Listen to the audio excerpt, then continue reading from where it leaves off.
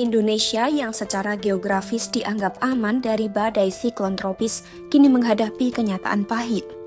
Bencana banjir dan longsor parah di Aceh, Sumatera Utara, dan Sumatera Barat akibat siklon tropis Senyar menjadi bukti terbaru dari perubahan ini. Mengikuti kejadian siklon Seroja di NTT beberapa waktu lalu, badai besar kini mulai sering muncul di perairan kita, membawa hujan super lebat dan menimbulkan dampak serius. Lantas kenapa Indonesia mulai rentan serangan siklon tropis? Simak selengkapnya dalam video berikut.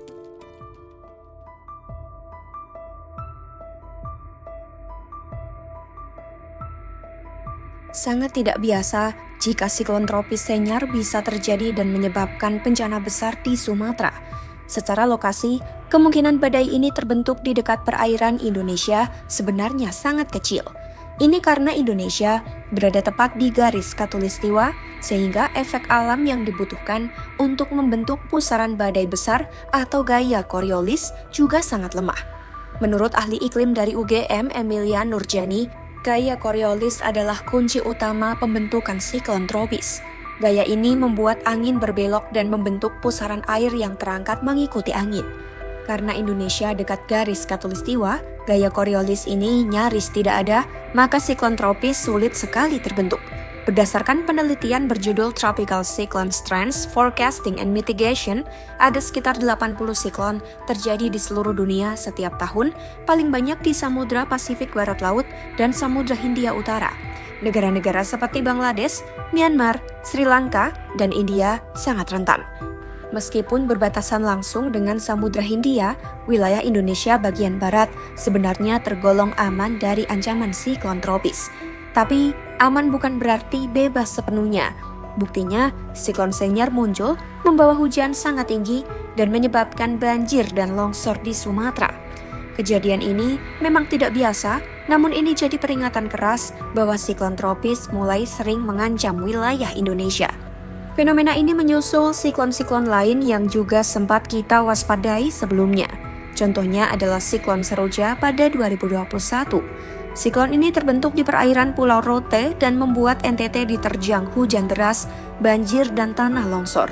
Akibatnya, 181 orang meninggal dan lebih dari 40.000 orang menderita.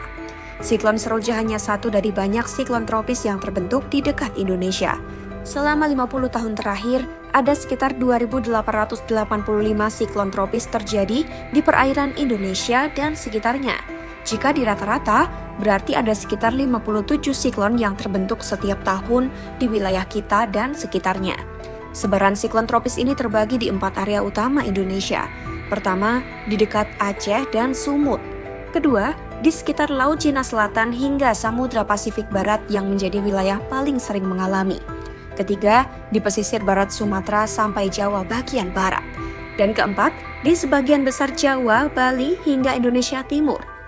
Walau siklon di Indonesia tidak selalu sebesar yang terjadi di Bangladesh atau India, kasus siklon Seroja pada 2021 di NTT dan Senyar pada 2025 di Sumatera harus ditanggapi serius untuk segera dilakukan tindakan pencegahan.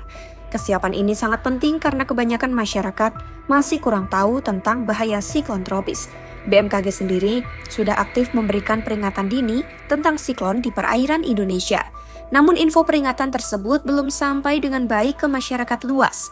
Banyak orang masih awam dengan siklon tropis. Biasanya hanya warga di daerah pesisir yang sudah paham sehingga mereka berhenti melaut untuk menghindari gelombang tinggi dan badai. Kita bisa belajar dari negara lain yang sering terkena siklon dengan penyampaian info peringatan dini harus dilakukan secara masif dan lebih sering. Selain memperkuat kesiapan menghadapi badai, perlu juga mengurangi faktor-faktor lain penyebab bencana, salah satunya dengan menjaga hutan dan mengurangi pemotongan pohon. Sebab kondisi lingkungan di Aceh, Sumut, dan Sumbar sudah sangat kritis akibat hutan rusak, pembalakan liar, dan perubahan fungsi lahan besar-besaran. Gabungan kerusakan lingkungan ini semakin memperburuk dampak siklon tropis, sama seperti kasus siklon Senyar saat ini. Hujan lebat akibat siklon menyebabkan banjir dan longsor besar. Dalam aliran banjir itu, banyak terseret potongan kayu besar yang menandakan adanya pembalakan hutan secara besar-besaran. Melihat bahwa siklon tropis kian sering terjadi dan menimbulkan bencana di Indonesia, upaya mitigasi harus diperkuat. Tindakan pencegahan ini sangat penting karena ancaman siklon kini jadi kenyataan bagi Indonesia. Yang tak kalah penting, kegiatan ekonomi yang merusak lingkungan dan meningkatkan risiko bencana juga harus dihentikan dan ditindak tegas. Indonesia mulai rentan terhadap siklon tropis karena dua faktor utama. Pertama, anggapan kebal terhadap siklon karena letak di khatulistiwa sudah terbantahkan oleh tren global dan kemunculan siklon anomali seperti Senyar dan Seroja di perairan kita.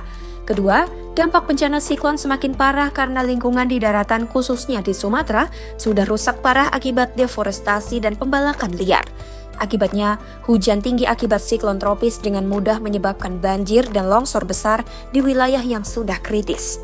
Siklon tropis memang sulit dihindari karena badai ini sangat besar dan kuat, namun dengan kesiapan dan mitigasi yang terstruktur, dampak dari bencana siklon bisa sangat dikurangi. Pantau terus informasi terkini dan terupdate terkait bencana alam di Indonesia hanya di YouTube kompas.com.